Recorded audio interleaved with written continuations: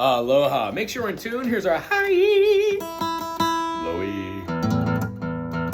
A, D, G, and B. Here's our E major. Wonderful. The chords thus far that we should know pretty okay. First finger, first fret on the G string. Now the sixth string is the closest one to your nose, the E.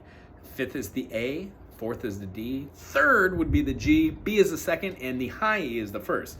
So what I do to remember this is 1 is away, 6 is near the nose, 1's the furthest away. So when I say 1, 2, 3, I mean the G string.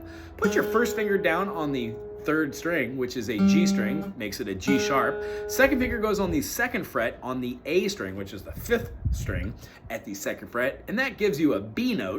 And then our third finger follows suit, goes right above it on the D string at the second fret. So D, D sharp, E. When I play this G to a G sharp, it's always good to say the note before it or above it. G, G sharp, A, G sharp, and leave it there, right?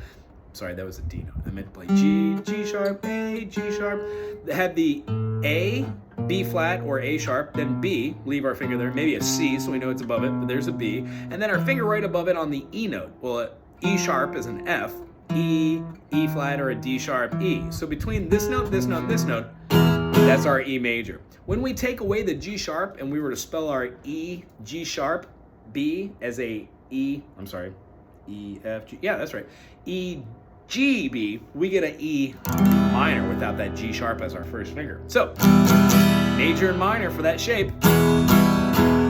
Use them with teeter-totters. When we play that secondary fingering, we can still take off our second finger and leave our 3 and 4 fingers to exhibit the E minor. So when we scooch this up and bar the whole first chord, we have an F minor, F sharp minor, G minor, G sharp minor, A minor, so on and so forth, all the way up the half-step chromatic scale. So if we're going to rely on just seeing our teeter-totters as being the foundation where our rhythm comes from, what we're doing is counting 1, 2, 3, 4. 1, 2, 3, 4. But we're playing it with our E note 2, and we're keeping our hand going in 4, 4. And we're playing only on the 1 each time. So when we have 1, 2, 3, 4. 1, 2, 3, 4. We get a legato chord, which means it carries, or a staccato note, which means it plays and then suddenly cuts off. What I'd like you to do is see your whole notes as being a 1 and 2 and 3 and 4 while switching between the two different patterns on your left hand strumming hand. E major, switch, keep the right hand going. E major, switch, keep the right hand going. Now play an F major. Yeah, that's our first chord. E major to F major. Now we could also play E minor. 2, 3, 4. E minor. 3, 4. F minor. 2, 3. Ta-da. Then we have our A minor, which you're accustomed with. Looks exactly like the E major, but it's a minor right above it. When we scoot this note, the C note, to a C sharp, we get an A major, but we don't generally play A major like this.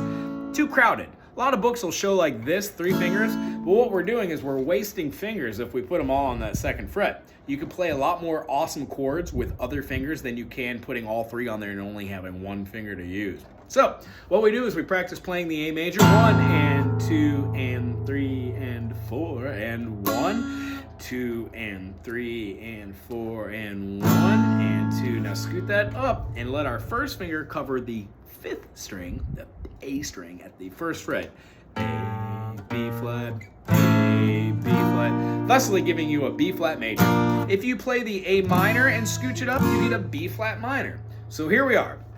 E, E minor, F major, F sharp major, F sharp minor, G major, G minor, G sharp major, G sharp minor, A major, A minor, so on and so forth, just like the other examples. I hope this is something that you find interesting, because this is how I teach. To play a D major up at the 5th fret, all we need to do is take the A and go A, B, C, D, A, B, C, D, which is a 4th up, A major, B flat major, B major, C major, C sharp major, D major. notice this thing right here is the exact same shape I use for my A major. It's a tricky one because what we do is we play the second fret on the, let's see here, the second, third, and fourth strings, meaning the B string, the G string, and the D string. And when we do that, we play it leaving this high E note up, which means we can't lay it down flat or else that becomes a different chord. And it utilizes that openness. So for this week, try your teeter totters with E major, E minor, A major, and watch how those, when you scooch them up, become an F major and a B flat major.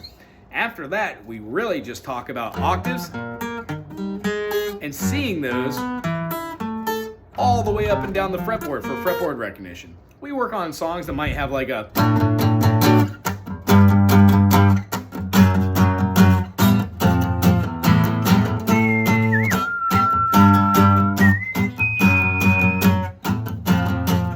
try and practice the concepts. Other than that, if you bring music to my attention, I will learn it and then we can learn it together. My focus is if the songs are a little bit harder, maybe give me a week on it, a couple days. If not, you could throw it at me the day of. I just want to make sure I'm not wasting time in our session working on a song. I have become pretty good at figuring out how to play things over my course of experience here, which is exactly what I want to give to you. So when you're hearing a song, being able to hear the chords of what they are, major or minor, is a hard one in the beginning, but once we get these chord structures down, the sky is the limit. I enjoyed seeing you today. I cannot wait to see you next week. Aloha.